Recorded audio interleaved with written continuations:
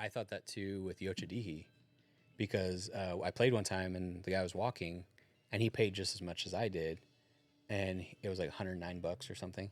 And I was like, oh, go talk to him. Maybe there's a, and he's like, no, it's the same. I was like, dang. So what's more egregious, the no walking rate or the fact that they charge the same amount? Regardless. Yeah. I remember just trying to survive. Yeah. I don't know why we finished. We did finish. And I would say half the field quit. Yeah. Like, we came around to this last guy and he's like, he was packing up and everything. He's like, why are you guys still out here? We're like, we're trying to win. Yeah, come on, golf is life. Yeah. The first thing, and we kind of talked beforehand, I asked you what would be your dream bag to build, and you actually just kind of recently actually built a bag, right? Yeah. So this is kind of perfect question for you. All right, so you just played 4 rounds in the last 2 weeks? Yeah.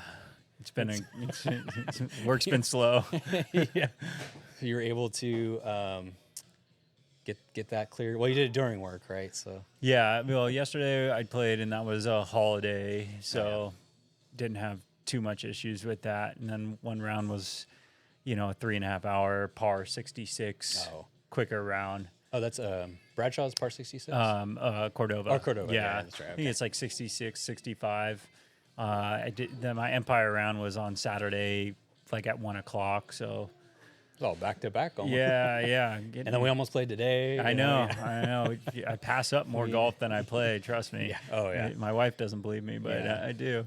No, I know. I don't think everyone at work believes me either. I'm like, do you know how many times I say no? Yeah, seriously. Because they're like, oh, golfing again. Huh? Yeah.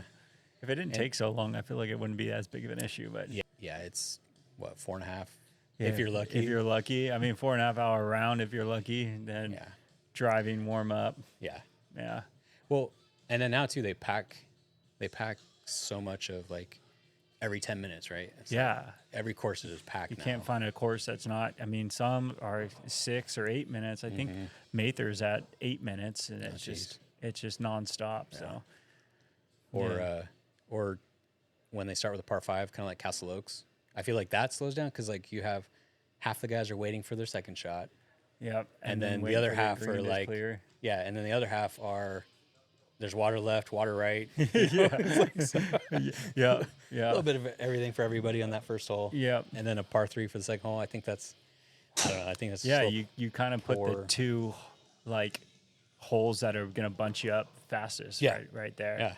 Yeah. So, and especially like you said, like I was saying, those 2 holes aren't the easiest either. No. Like, especially if you haven't warmed up or it's cold. That starting off at a par 5 is already pretty tough with water on the right. And then that par 3 is over water and bunkers all around. Yeah. So, a fun way to start a round. Huh? Yeah. So, all right, welcome back, guys. This is the Game One Loves Forever, the golf podcast. Thank you for tuning in again. I have Andrew here with me. Andrew, thanks for coming on. Yeah, thanks for having me, dude. Excited. Yeah. I know, you and I probably... If we could, we'd probably play every day. Yeah. I think you're one of the guys who are like-minded like me. Just will play whenever they can. Yeah, and like we were just saying, go ahead. Oh, I was gonna say anxious always to get out there. Night before it's like I'm thinking about my shots already. Yeah. And I love when I have someone on. I mean, I love love having all the guests on, but I like when I have a guy who's like ready to go, just kind of like Rich, right? He's always ready to play, ready to go whenever you need him. So exactly. So I always know like there's a 90% chance that if I ask you to go play, you'll play. Yeah. I try to say yes as much as possible, as much as my wife lets me and work allows me. Yeah. I mean, funny thing a guy told me once, actually on your golf group that we were playing. He was saying he's in the mortgage business, and he was saying that when mortgage business comes slow, he becomes a semi-pro golfer, and when it picks back up, non-existent golfer. Yeah. So, it's been easier to get out. Yeah, and I love how there's no in between, right? Yeah, no, you can't just be part-time. Hold on to the game. Yeah. Well, and then like there's some other guys too who are, I think your kid's a little bit older, but you have that window right now where they're young enough where you can still play.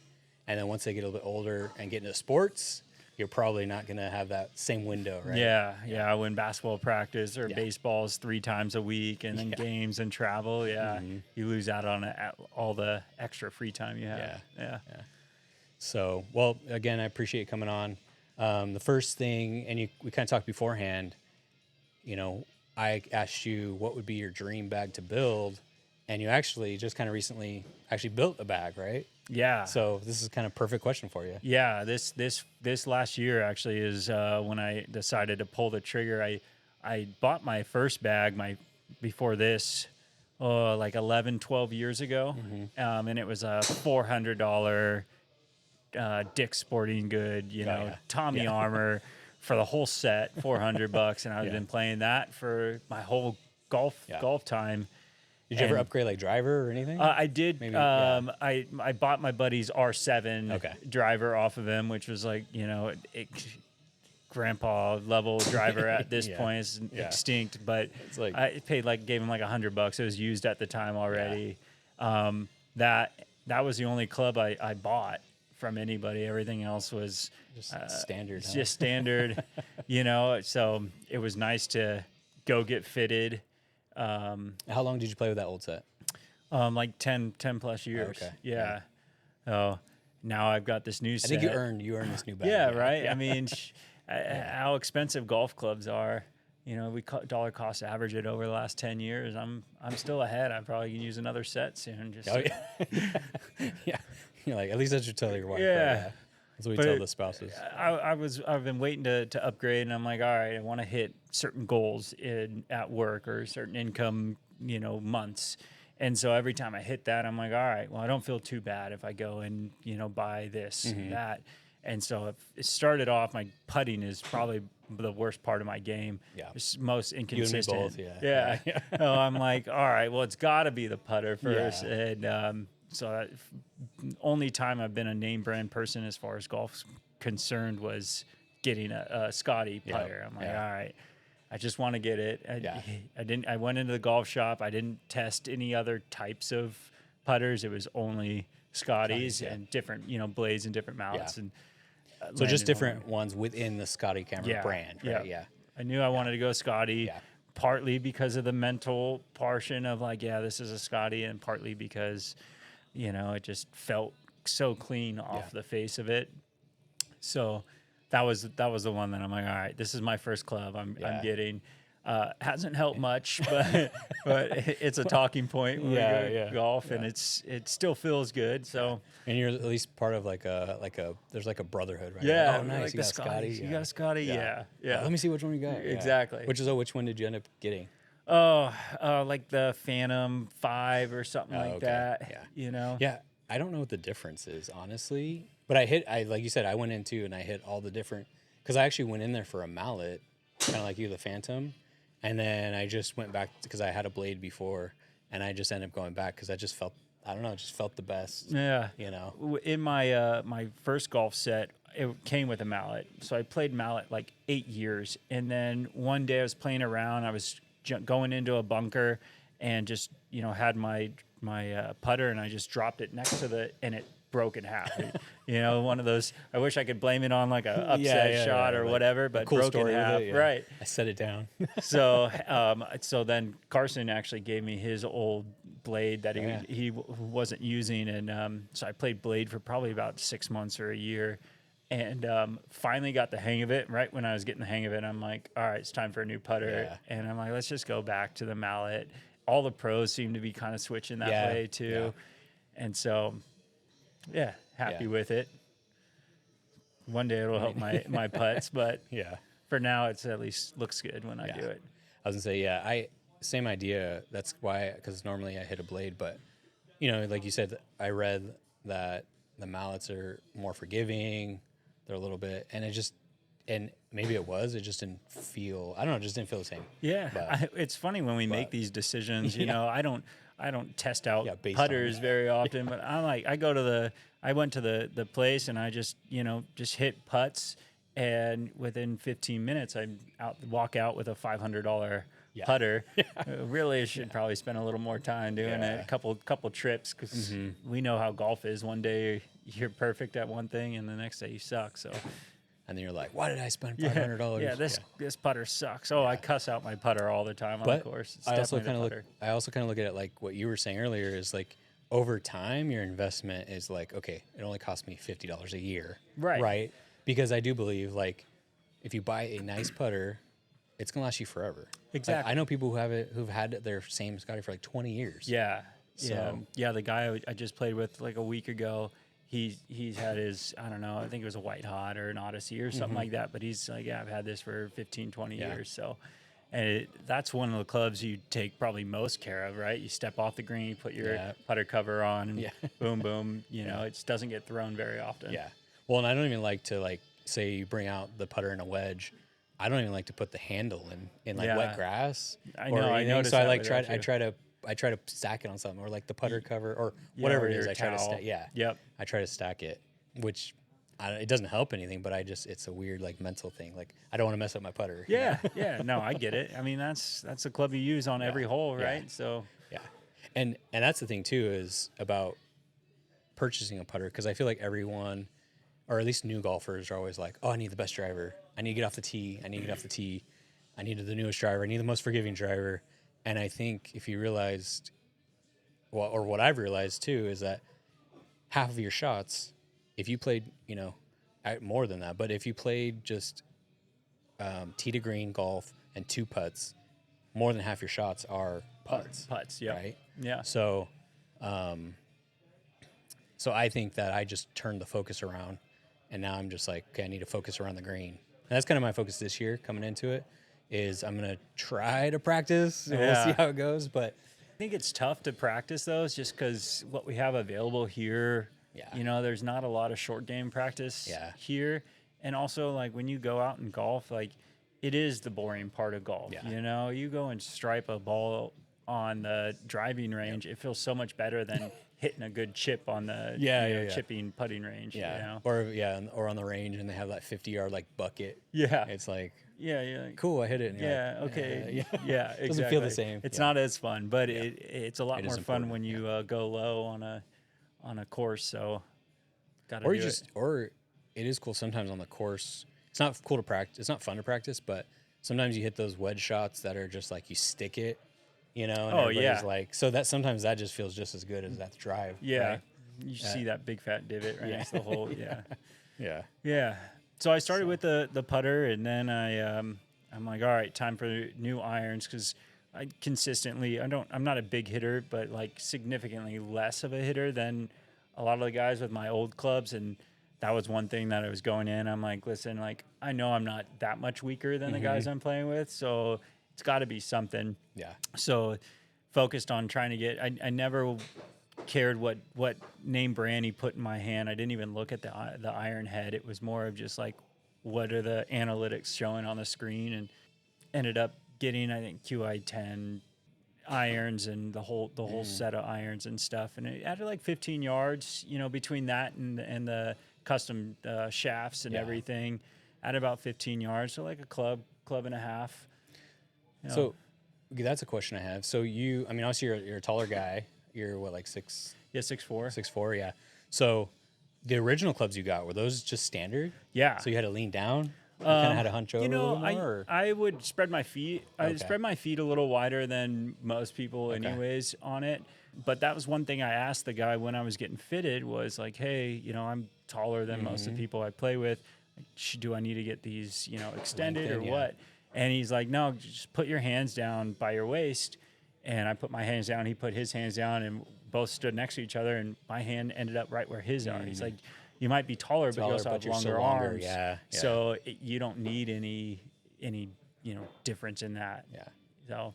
And I think that probably helped you too, psychologically, right? You're like, okay, that's cool. I'm like, okay, these are the right length. Yeah. Because without that, maybe you think you need to hunch over, right? Yeah. Yeah, or I need to widen my stance even more than I do. So, So you still got standard length, huh? Yeah, still standard length. Okay. Just different shafts than that just came with the regular QI10s, which, I mean, those are expensive, man. The shafts are crazy. It costs as much as the driver head. And if you're changing out the shaft, it's not like they're like, you're just buying the driver or the head so we're going to discount this. No, you're paying the full price for the iron, and then they add the shaft on top of it. Oh, dang. Yeah. It's crazy. Yeah. I think I got different shafts, like extra weighted, but I think they were still included. I don't know. I mean, it's still expensive. Shopping for irons. Expensive, yeah. Yeah. And then I finally, the last one I did was my driver. Okay. Which I'm like, all right, it's time for a new one of these. And yeah, I thought I'd end up with the same, QI10 driver, just like the irons, but no, I hit the Callaway, the AI Smoke the best and the most consistent. And so I definitely have noticed a betterment in my game for sure from it. It's like more forgiving, right? Yeah, definitely more forgiving. I used to have this funky setup with my driver. You remember, I'd reach for the ball, and that would how I corrected my slice, and don't have to do that anymore. Nice. And so, yeah, I mean, overall. So I haven't played with you since you've changed that. So you did. Or at least not in the group. Apple Mountain, but we don't really get to play the drivers very often. That's true. So, and that was, like the second round with my driver too. Yeah. I think that's pulled right. it out like 4 times. So, no, it's been cool. I still have those shots. Yeah. Just like everybody. A club's not going to fix that, but it's at least it helps you mentally, like, I don't know, be more positive though. Like you give yourself more grace, right? Oh, it's a new club, Exactly. Yeah. I'm still giving myself grace with the irons a year in, but because so for me, when I first got fitted for irons, this is the set I have now, and right away everything was hooking, like horrible, like pure, like I couldn't feel the ball, so I was hitting it beautifully. Like I was like, this is great because I don't feel the ball, but the outcome was like, yeah. And same thing, I'm like, dang, should I just go back to my old iron? You kind of like... Same thing happened to me. Yeah. Yeah, which is funny because I thought the irons were my best part of my game. And then, I get these, and my main goal was to keep the accuracy, but extend, not have to hit a 5 iron when everybody else is hitting a 9, so it's taken me a while to kind of get back with the accuracy, but it's coming along. That's good. Oh. So for me, like kind of, it was a hook, and now it's straightened out, which is nice. But was there? What is your normal consistent? shot? My normal shot's a small draw, okay, a little bit of a draw, but this was just spraying all over.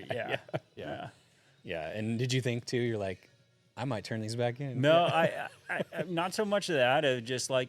Maybe I carry a few of my old irons in for this safety bag too. Yeah, just in case there's like a tighter window or something.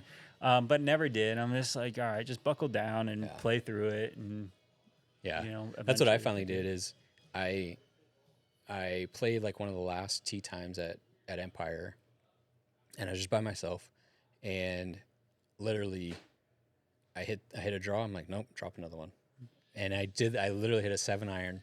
Probably like 5 times from the fairway on the third hole, the par 5. Oh yeah. And I'm like, I'm gonna fix this right now, like because the course I feel like the only place that gives you the true like feeling, right? Mm-hmm. So 1000%. So I was like, no, I mean, I don't think I didn't fix it, but I at least felt better by the end of the round. But I was just like, nope, I'm not leaving this till I hit the green. And finally, I did hit the green. But the draw was still there. But yeah, I mean, here, 90% of the courses we play, you're hitting off mats, so it's hard to correct. Yeah. On the driving range, at least, it's hard to correct on the driving range and like really feel confident that it's translating onto the course every time. I'm not a country club person, but do you know if any country clubs have grass, or are they all mats too? I think most of them are grass. Okay. Like we did Northridge for and I've done Cameron Park plenty. Cameron Park is mat. Granite Bay is grass though. Right? I'm pretty sure Granite Bay is grass. Mats. They have mats, but I'm sure because I've only played in tournaments, so I'm sure for the tournaments they're like, oh no, you're hitting on mat. Yeah. And then for the members, I'm sure on regular days you can play off the grass. Gotcha. Yeah, in Serrano, I'm not sure. I played Serrano. I'm pretty sure that's still grass. Okay. Yeah, they have like a tiered. I feel like they have like a tiered driving range. Oh. I've only played there once or twice. So. Yeah. I've only played there once, and it was in a tournament again, but it was 115 degrees. So I don't remember. Was that a half the Masters course. Club tournament or something? Yeah. I remember that. It was like Ed Carr or something, but yeah. So I don't. I remember just trying to survive. Yeah. I don't know why we finished. We did finish, and I would say half the field quit. Yeah. Like, we came around to this last guy, and he's like, he was packing up and everything. He's like, "Why are you guys still out here?" We're like, "We're trying to win." Yeah, come on, golf is life. Yeah. There's only one way to play golf. I don't know if I've ever quit around because of the heat, but like, yeah, we did the beach hut tournament this last year, and that was the way they stopped cheating, which was fantastic idea. Is 2 foursomes on the hole, and that the other foursome would keep your score and vice versa. Yeah, that was nice, but obviously you're double stacking tee boxes. Middle so you're of hitting summer. 8 shots. Yeah. Yeah. It's hot. What was that? It was a hot. 6-hour round? It was 6, yeah. Yeah. Yeah. Because scrambles alone are at least 5 and a half, like easy. Right. So it was a long day and in the heat. So what was the winner of that? I think you told me, but what was the winner? It wasn't. It was pretty reasonable. Respectable. Yeah, I think it was like 8 or 10 under. Okay, yeah, and I mean that's doable. Yeah, that's for sure. Yeah, you're not posting a 54. Yeah, like some of these people are doing. So yeah. Well, I played in a tournament that you could just play one group, one foursome per hole, or just by yourselves. But then at the end, they take the top 3 teams. So you have like the cheating team, which is like I think they were like 20. There's some 20 something under, and then the next 2 closest teams were 10 and 11. So I'm like, okay, yeah. And they still won because I guess that one was actually legit because the guy drove like 350 yards. Yeah. So that's what they all say. Yeah. But he proved it. He on the par 4 that they all battled on or whatever, the playoff, he drove the green. Oh. The guy missed the putt and then he drained the birdie and nobody else birdied it. So yeah, they did win. It's a smart idea, but it could be a long playoff. Yeah. Especially after a long 5.5, 6 hour round, right? And then who's waiting around? Right. You know. Yeah. And like you could have a lot of ties. Luckily they didn't, but like, you can get birdie, 3-4 holes in a row until. Oh, you know what they did? If they went to a second hole, it's gonna be alternate shot. Oh, that's cool. Yeah. So then you pick your team, whoever wants to go. Yeah. So then that's a cool idea. Yeah, that'll get you through 2 holes and you're done. Yeah. Absolutely. Yeah. Because you're like, oh come on, I just have the last guy at the end just in case. Like if you're if you have different levels of players. Yeah. But yeah, I forgot that's how they did it. If they went into 2 holes, they would do alternate shot. Yeah. So. Yeah, that beach hut tournament was cool. I mean, they didn't have any gimmicks or anything. Yeah. It was just like, hey, this is a golf tournament, and I think everybody takes it a little more serious when it's not like cannons on the holes and you're buying zeros. You're on the green in one. Yeah. So. Yeah, I like for instance, like Dan's tournament. I like that one because it's just 2-man scramble straight up. I mean, you could either like be 10 over or you could be 10 under, right? So yeah, which I think it was what course was that this year?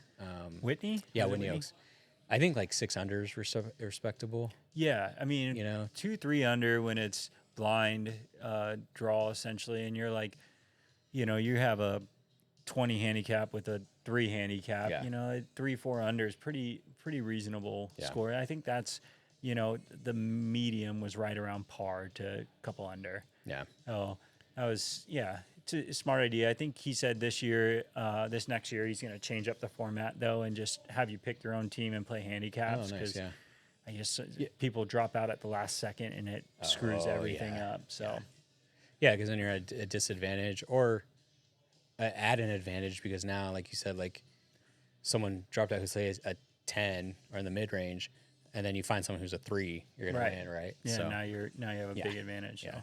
And usually that's who you find because those are the guys who are down to play at last minute, right? Yeah, those are the guys that became a 3 because they play a ton of golf. Yeah. Like, sure, I'll come out tomorrow. Yeah, sure, got nothing better to do. Yeah. Right.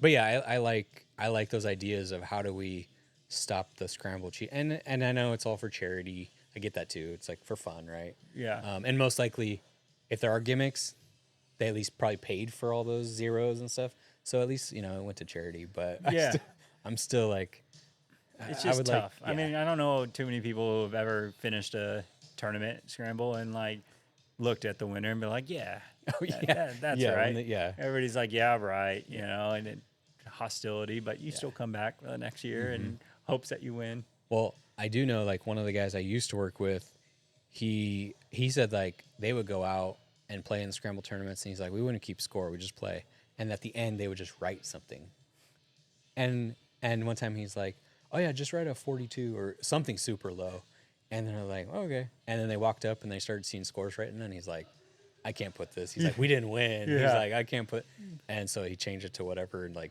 put them in like fourth place or whatever, so they wouldn't win. But so that just tells you like there's groups out there who are like, yeah, I'll just put 42. Yeah, just like, whatever. Yeah, we birdied 30 under, cool. I mean, I've played in plenty of groups where like, you know, we all collectively have a bad tee shot, and now we're scrambling for bogey. Yeah. And they're like, no, we're not putting a bogey on a scramble card. And I'm like, all right, well, you know, is it that important to win? Yeah. Or we have played in like to keep it going. It's like worst you can get is a par, which is still cool because even if you're like dropping or you're picking your ball at par every time, you're still not winning, right? Because then you need a birdie to win, right? Yeah. So I still like that. I've seen bogey as the worst typically. Yeah. Especially when it's scramble 5+ hour round, you got to do something to keep it going. So, all right. So just to recap, getting back to your clubs. So you got the Callaway Smoke. Yeah, the AI Smoke. AI Smoke. You got the what irons? QI10. Yeah. Is that what they're called? Like I told you, I'm not. Yeah, QI10. Yeah. Like I said, I'm not a big brand guy. Yeah. I don't play with a specific golf ball. I mean, sure, I'd love to play with Pro Vs every single time, but I'm at my handicap, I shouldn't be playing Pro Vs every time, right? Yeah. So I don't pay too much attention to the golf brands at all. Just like what goes the best.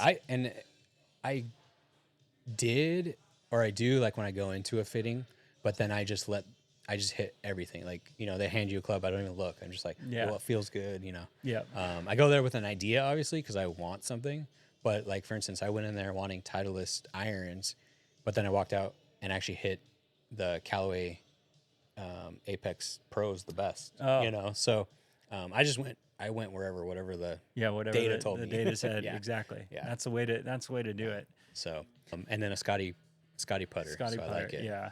I haven't upgraded. I still have my my hybrid and woods from my original bag, which I don't really have any problem with, especially like the yardage I get out of them is like right in the yardage that I need.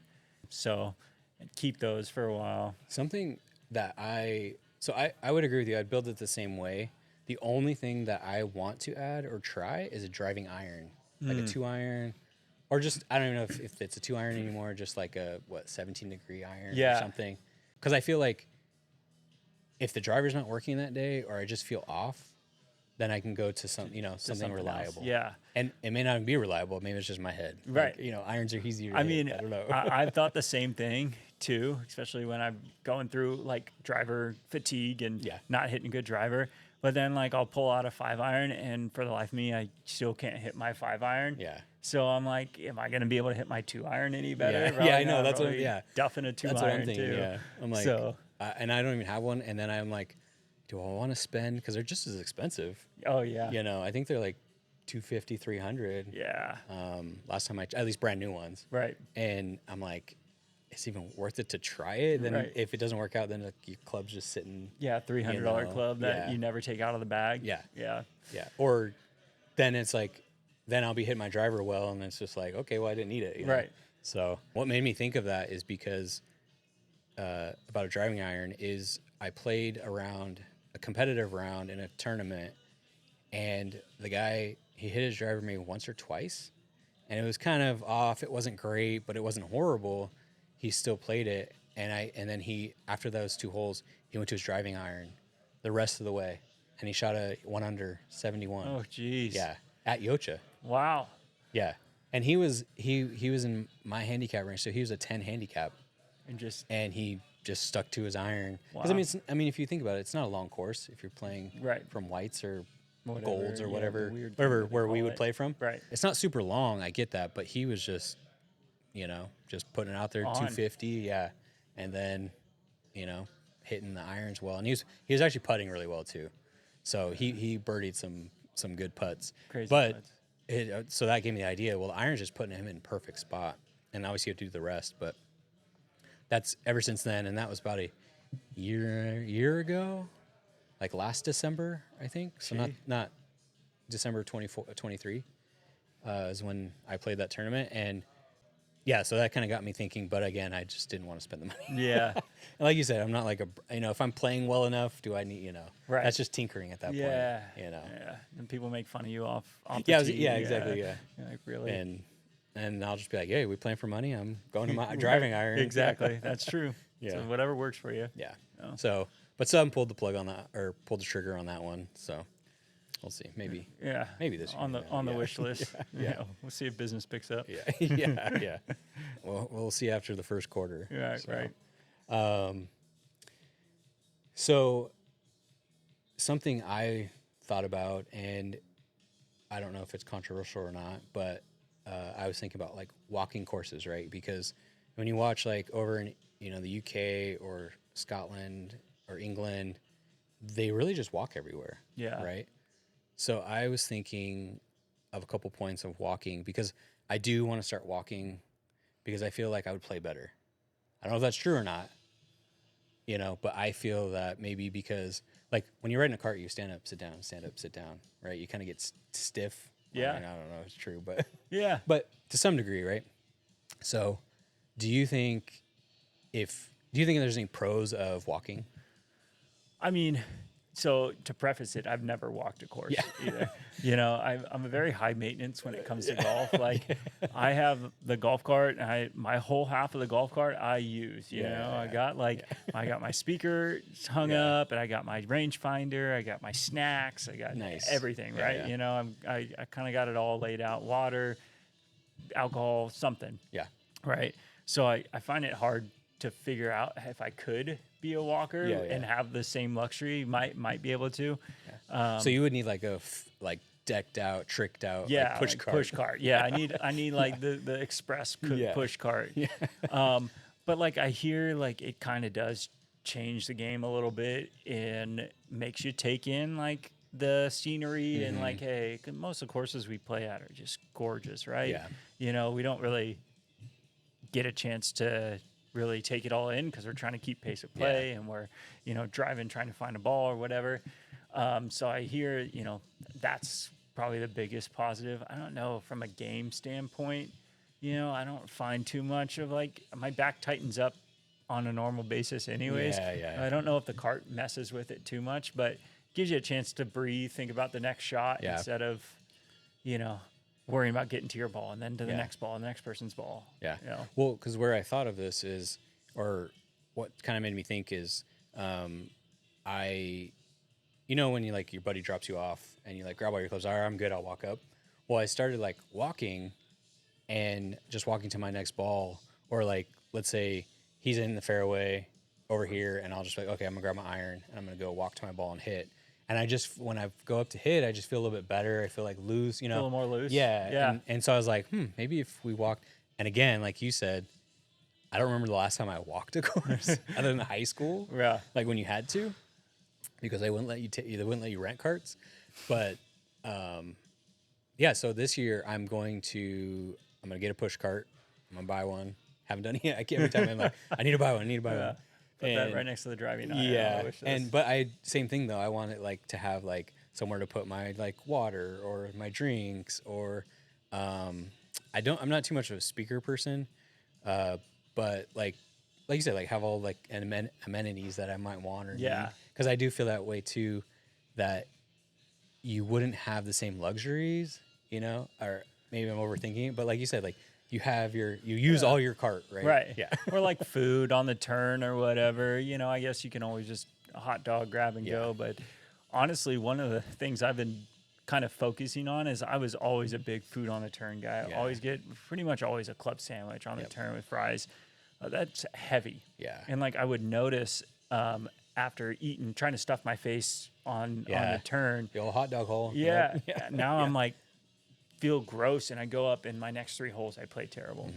So maybe not doing food on the turn, or like a quick hot dog instead of trying to scarf down a whole club sandwich and fries. But yeah, that's the one thing I'm always thinking, like, how am I going to eat while I'm pushing a cart or having a bag on my back? Yeah. And like our courses around here, you know, walkable. If you get to, Folsom's definitely walkable. And obviously the smaller courses, Mather and Wild Hawk, those courses are pretty walkable. You start going at, obviously you're not walking Apple Mountain or any of the Auburn courses or any, some of the Roseville courses are hit or miss on that though. Yeah. Yeah. Yeah, it's true. But the thing I don't like about Empire is there's no walking rate. Oh, really? I didn't know that. So that's another thing that brings to my next point of why I might be walking this year. I can play more, right? Because then you can, let's say it's usually $20 less, at least 20, 25, you know, cheaper. So they're over 3 rounds, then cool, you get another round. Yeah, free buy one, get get one free. Yeah, so a little punch card. Yeah. So that was my other thing is like, okay, well, I could play more often if I push cart. I feel like you're lying to yourself. I feel like the $20 is not preventing you from playing more often. For sure. No, it's just time. Yeah. No, you're just quantifying. This is the sale to your wife. Yeah. It's like, I saved $20 the last 3, so this one's free, babe. Yeah. I get it. Well, until I pay off the cart. Yeah. Which, if it's tricked out, it's probably like a couple $100. Yeah, I bet. I bet. Yeah. Like, gotta have Bluetooth in those carts, right? By now. Yeah. Cup holders. Yeah. No, it definitely, you said, you know, if you carry your bag, I'm like, no, this is definitely going to be, if I walk a course, definitely a push cart. Yeah.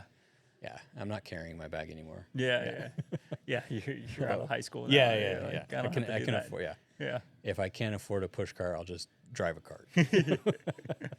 So. Yeah. I think from the pace of play standpoint, I mean, most of the guys you see walking like crap, they're walkers. But like, I mean, the course I just played, a third of the holes were cart path only, right? So, I mean, that's worse than walking. Oh, yeah. You got to get out of the cart from the cart path. Yeah, walk all the way. You don't know the distance, you know. No, it would save some time during the winter, that's for sure. Yeah. So that was my other thing, and you kind of brought it up, is pace of play. I think if we all walked, or if everybody started walking, I think it'd be 4.5 hour rounds easy, because yes, you're walking, but we're all walking to our ball. Right. Separately. So, separately. So we're each walking to our ball. Another thing too, I think you would have less lost balls, because you're like, oh, I hit of that tree. Okay, I'm on that line. Right. Whereas when you're in a cart, you're like, okay, I'm by that tree, but then you drive on the cart path and you go around, you're like, wait, what was the tree? line? Yeah, which tree? Was it the third tree? Was it so then, you know, it's a good point. And more found balls too, right? You stumble upon. Exactly. So you're like, oh, someone else hit over here. That was like when we played at Teal Bend one time, and I shanked my ball into the woods, and I crawled into the woods, and I found like 20 golf balls. I'm like, oh, everybody shanks it over here. It's not that bad. I didn't find my golf ball, but I found 20 other ones. Hey, as long as you're net plus, net plus at the end, or at least even. Net zero. Yeah, that's the goal every time. That's a win.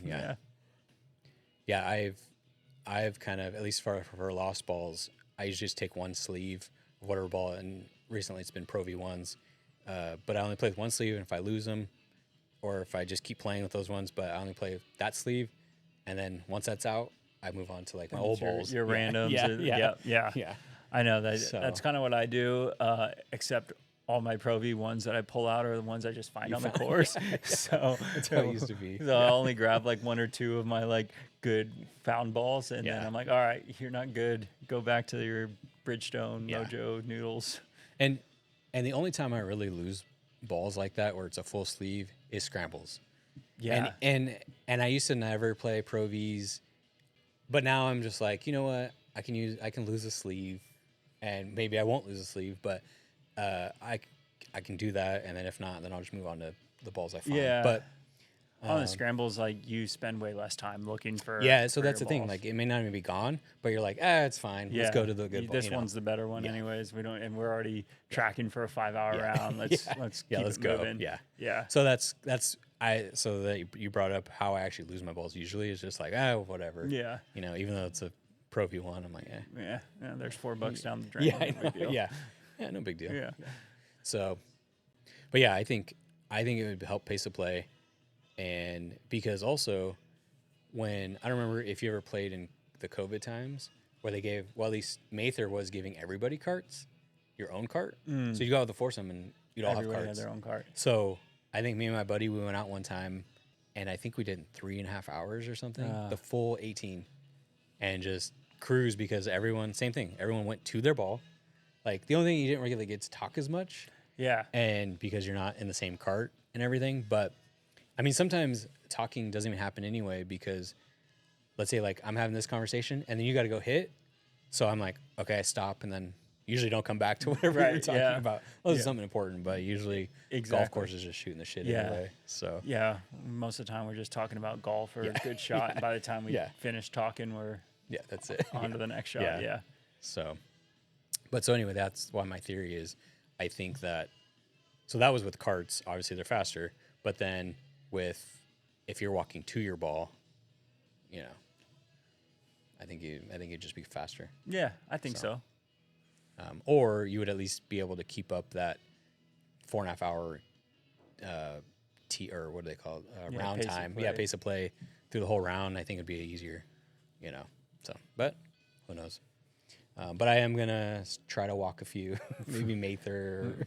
Don't invite me those rounds. No, just well, kidding. you can still have a cart to yourself. Yeah, might be a good round for you. Yes. Yeah. But yeah, so that's my take on it, and my favorite, at least the one I'll tell myself, is saves me money, right? Yeah, exactly. Saves your money. Except that, well, you know, I've never asked if they have a walking rate at Empire. But there's no option. There's no option for it. So I was in the clubhouse the last time I played, and I thought I overheard him saying that there's no discount for walking. Yeah. I thought that too with Yochadihi, because I played one time and the guy was walking, and he paid just as much as I did, and it was like $109 or something. And I was like, oh, go talk to him. Maybe there's a, and he's like, no, it's the same. I was like, dang. So what's more egregious, the no walking rate or the fact that they charge the same amount regardless? Yeah. And like if two people are driving, they charge you, or riding, they charge you the same. What's worse? I don't know. I think both are absolutely ridiculous. Yeah. You should, I mean, should be just one cart fee. Yeah. I mean, it costs the course the same amount of money, you know? But then, or maybe it would just help you to find a partner every time, but then you'd be charged the full, if it's just you, let's say you go out Twilight round, you're getting charged the full 20 whatever dollars. Yeah. Or let's say it's 40, but then you get your buddy come out, now you split it. So I don't know. It's it probably would make people that book those 4-person tee times with only 2 people or 3 people like more apt to find a fourth or not do that.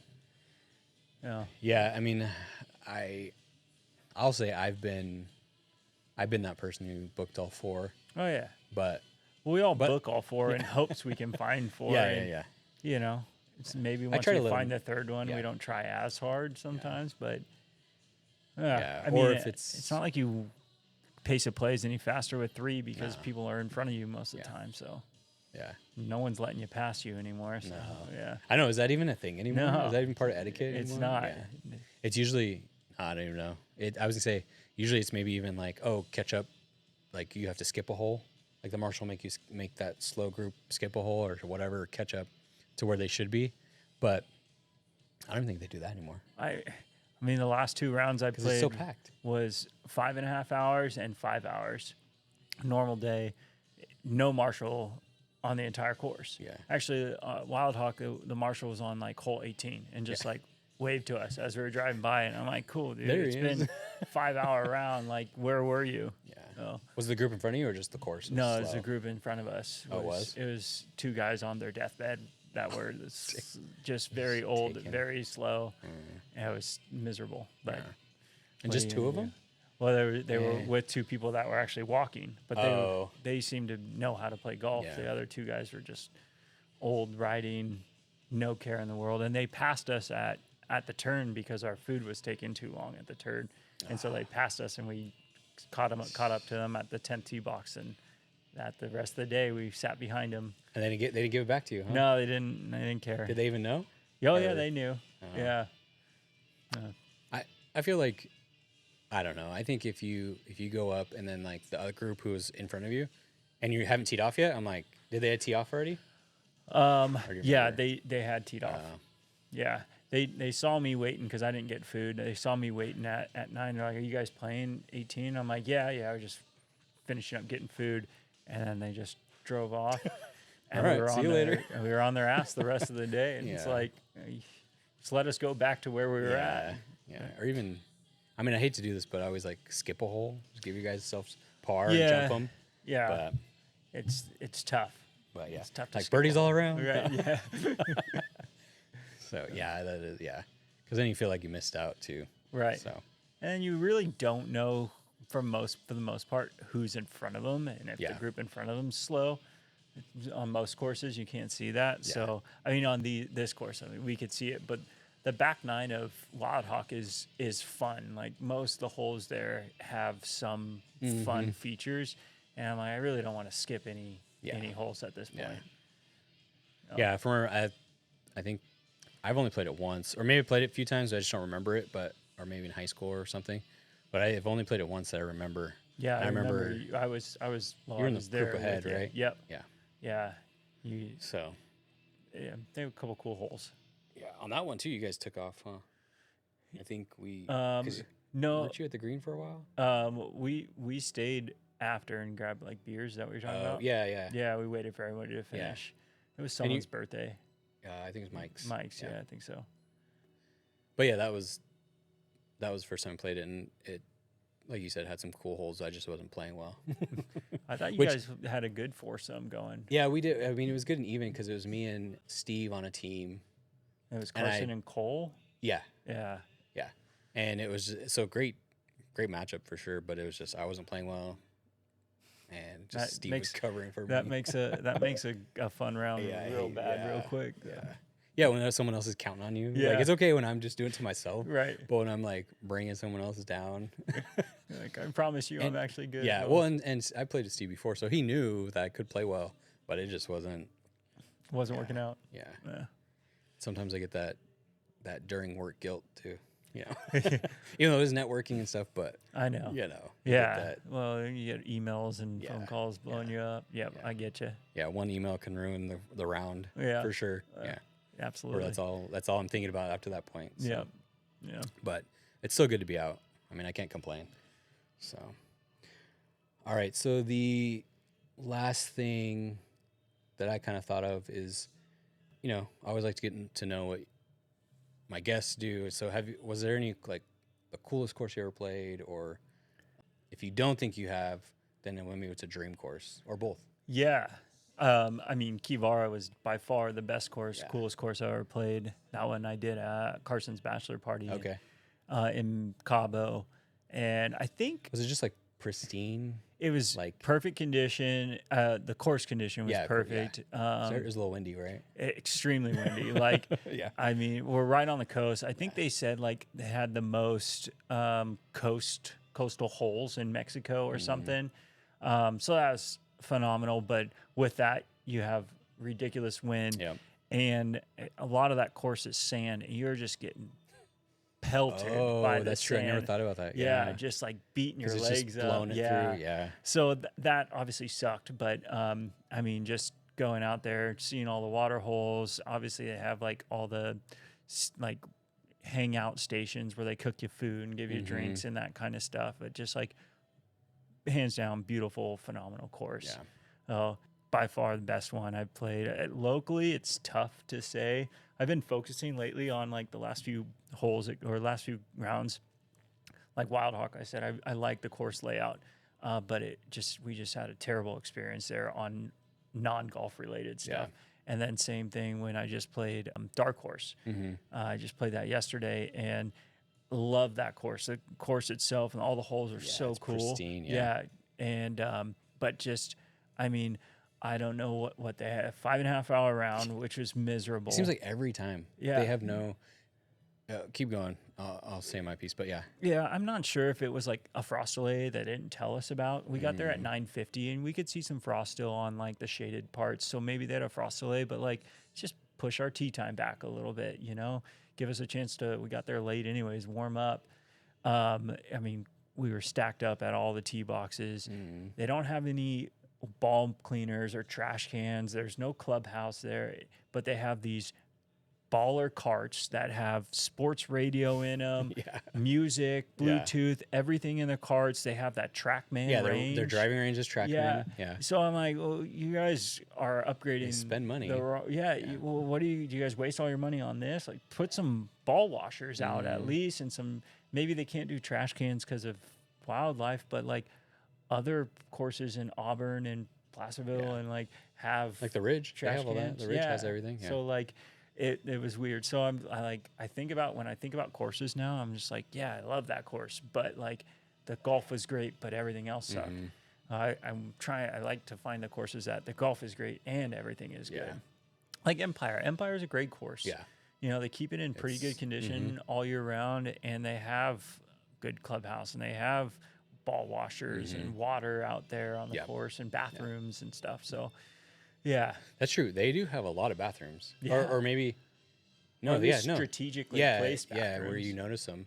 So yeah, they do have. They probably have 4 or 5 bathrooms out there. And not including the definitely turn. Think of 3 off the top of my head. So yeah, just little things when you start comparing courses, but. Or the one that I know you always remind me of is when there's no turn. Yeah. When you go out all 18, like Lincoln Hills. I was a big griper about that. Alistair McKenzie. Alistair McKenzie. Yeah. Which sucks because I like those courses. Yeah. But when you have a huge group, or maybe you don't know if someone to eat. If you don't know it, then it's a problem. I've learned to kind of adapt and like just bring my own sandwich or something. But like both those times I played those courses, I had no idea there was no turn. And, you know, we do 10 o'clock tee times, and I'm like, cool. Turn is going to end up perfect. 12:30 lunch and no lunch. You know, you're just dying. I know. No, and I'm glad you told me about that, because that is something, if we do play there, I mean, obviously you'll know next time, but any courses that I know, like I knew Alistair McKenzie, but I forgot about Lincoln Hills because I hadn't played there in years. But especially if they have 2 courses, I would think they would come back. Right. But both full 18 all go out and don't come back. It's just a weird setup. So, so no, I'm glad you told me that. So that way, next time, if we do ever play those courses again, I can at least say, hey guys, like, bring your beers or bring your lunch, because there's no turn. Yeah. And when we played at Lincoln Hills the other time, where I'm thinking, okay, cool, I'll just get breakfast beforehand. Yeah. And then we get there a little late, and we're like, yeah, can we get this? And it was like 15 minutes before the tee time, and they're like, nah, it's gonna take way longer. And we're like, all right, so we're just gonna rough it again today. You know, like need some sort of energy. Yeah. But yeah, and Dream Course, I mean, I'd really want to play Pebble. I want to do the whole, you know, stay out there and do a couple of courses. Obviously, Pebble being the most important one in my mind. I mean, I've played it 1,000 times on the simulator here, so I feel like I'm prepped for it. But you're a pro here at X Golf, huh? Seriously, a scratch golfer here. So that's my number one bucket list. Obviously, I love to play overseas and old course and everything, but how realistic the opportunity is to play Pebble is too. Especially us being in Northern California, 3 hours away. It's way more realistic, than trying to lug all our stuff to Scotland. Good on a long flight. So totally. So it's. Oh, and so you said Pebble. So for that, I would want to walk. I think you can rent carts. I'm pretty sure I've seen people rent carts, but so I'm like, now I'm thinking, okay, now I got to get ready for Pebble. I got to start walking. No, I'm just kidding. No, but I mean, I just want to walk that because I feel like in a cart, you just miss so much. Yeah. You know? Oh, yeah. So, I mean, what's better than walking a course that's lined up against the beach, the ocean? And like so many pros, so many people walked it, like been at the course, you know? So it's like a pretty cool thing. So yeah, I haven't played that one either, but still on my bucket list. Have you played Poppy Hills? So that's another one. I mean, it's part of the like 17-mile drive. Oh, Pebble Beach courses, but it's part of NCGA. So they own it. Gotcha. But it's beautiful, all with the cypress trees. You're not on the water, but still beautiful course. Gotcha. So, and that's one if you do have like a... it's public. Yeah, public. And so you don't have to like stay at the hotel for X amount of days. Yeah, exactly. 2-day minimum. Yeah, like, 2-night minimum. So, but yeah. So I hope, maybe we can get out there together, but I know it's like, it's hard. Like you said, in order to get your foursome out there, you have to stay there. Yeah. It's not just a, it's not, hey, 3-hour drive and play around and Yeah. go home or stay the night. It's it's a whole trip, expensive trip. But yeah, we gotta do it one day. That's why it's on the bucket list. Yeah, I know. And then that too, like if you get a foursome that can afford it, or just save up or whatever it is, it would be awesome to play with your group, right? Yeah. Because I know there are options where you can just like call the day of, or like they'll fit you in the last tee time. You may not finish with the sunlight or whatever, but yeah, I would want to do it the right way, right? Yeah, no, I wouldn't want to fly by night. Yeah. 3 hours doesn't sound like a long time, but it's still a long 3-hour drive. It's not a fun drive. It's not like a lot of cool stuff to look at. There, yeah. And then too, you're sitting in the car for 3 hours, then you gotta get out, stretch, make sure, So it's a whole deal. And odds are you probably have like that 8 a.m. tea time or something. Right, exactly. So you're getting up at the butt crack of dawn, and you're like leaving at midnight. Yeah. Brutal. So, but all right, man. Well, thanks for coming on. Hope did you have some fun? Yeah, talking it golf? was cool, man. Yeah, a little bit Always easier like than you talking expected. golf. Yeah, I know. So, again, Andrew, thanks for coming on. Appreciate you and everybody who's watching. Thank you, and like and subscribe. Just want to say thank you to Chuck here at X Golf. Thank you to Gavin, and just if you guys like what we're doing, just keep following. And let's talk to you guys soon. Peace. Cool.